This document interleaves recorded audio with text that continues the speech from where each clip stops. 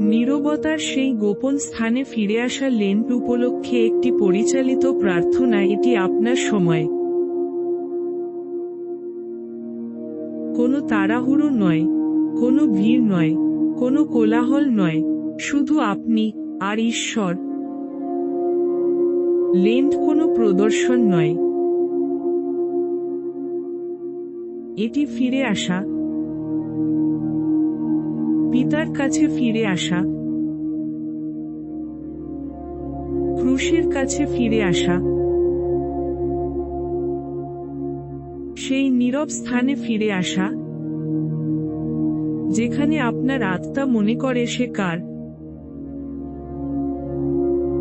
একটি গভীর শ্বাস নিন, ধীরে ভেতরে নিন, ধীরে বাইরে ছেড়ে দিন। আপনি এখানে কাকতালীয়ভাবে আসেননি, ঈশ্বর আগেই এখানে উপস্থিত। লেন্ট আমাদের সততার দিকে ডাকে, সেই সততা নয় যা আমরা মানুষকে দেখাই, সেই সততা যা আমরা ঈশ্বরের সামনে রাখি। হে ঈশ্বর, আমাকে পরীক্ষা করুন, আমার হৃদয়কে জানুন। আমি কোথায় শীতল হয়ে গেছি, আমি কোথায় পথভ্রষ্ট হয়েছি, আমি কোথায় অহংকারী হয়েছি, আমি কোথায় ভীত হয়েছি। কিছুক্ষণ নীরবে তার সামনে থাকুন। হয়তো আপনি ব্যস্ত ছিলেন, কিন্তু ভেতরে শূন্য। হয়তো আপনি শক্ত দেখিয়েছেন, কিন্তু অন্তরে ক্লান্ত। হয়তো আপনি হাসছিলেন, কিন্তু হৃদয় ভারী ছিল। ঈশ্বর আপনার দুর্বলতায় বিস্মিত হন না, তিনি আপনার আন্তরিকতার দিকে আকৃষ্ট হন। আপনার অস্থিরতা তাকে সমর্পণ করুন, আপনার লুকানো রাগ তাকে দিন, আপনার সন্দেহ তার সামনে রাখুন। যে অভ্যাস আপনি ভাঙতে পারছেন না, সেটিও তার হাতে দিন। মনে মনে বলুন, প্রভু, যা আমি ঠিক করতে পারি না, তা আমি আপনাকে সমর্পণ করছি। লেন্ট আমাদের ক্রুশের দিকে নিয়ে যায়, শুধু প্রতীক হিসেবে নয়, বরং বাস্তব সত্য হিসেবে। যিশু কোনো তত্ত্ব বহন করেননি, তিনি কাঠ বহন করেছিলেন, তিনি পেরেক বহন করেছিলেন, তিনি আপনার পাপ বহন করেছিলেন। নিজেকে সেখানে দাঁড়িয়ে কল্পনা করুন, আকাশ অন্ধকার, পরিবেশ ভারী, শ্বাস ধীরে ধীরে ক্ষীণ হয়ে আসছে। তিনি আপনার ব্যর্থতা থেকে দূরে থাকেননি, তিনি তার ভেতরে প্রবেশ করেছিলেন। প্রতিটি মিথ্যা, প্রতিটি স্বার্থপরতা, প্রতিটি লুকানো চিন্তা, প্রতিটি বিদ্রোহ, সব তার উপর অর্পিত হয়েছিল। তবুও তিনি রয়ে গেলেন, পেরেকের জন্য নয়, ভালোবাসার জন্য। এই সত্যটি আপনার হৃদয়ে প্রবেশ করতে দিন।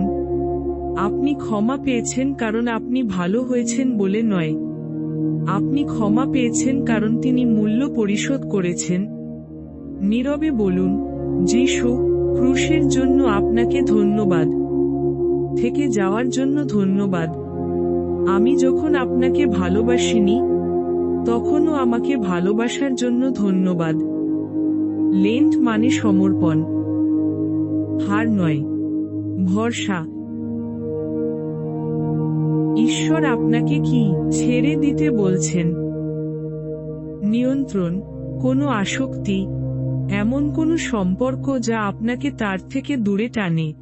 মানুষের অনুমোদনের উপর গড়া আপনার পরিচয়, সেটি তার সামনে আনুন। এখন আপনার হৃদয় খুলে দিন। পিতা, আমার ইচ্ছা নয়, আপনার ইচ্ছায় পূর্ণ হোক। সমর্পণ দুর্বলতা নয়, এটি বিশ্বাস।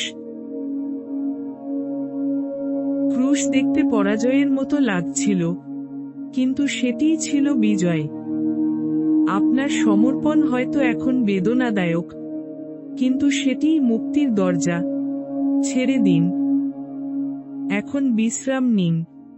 কোনো চেষ্টা নয়, কোনো প্রমাণ নয়, কিছু অর্জন করার প্রয়োজন নেই। শুধু বিশ্রাম। পিতা আপনাকে দোষারোপ করার জন্য অপেক্ষা করছেন না, তিনি আপনাকে আলিঙ্গন করার জন্য অপেক্ষা করছেন। তার সান্নিধ্য অনুভব করুন।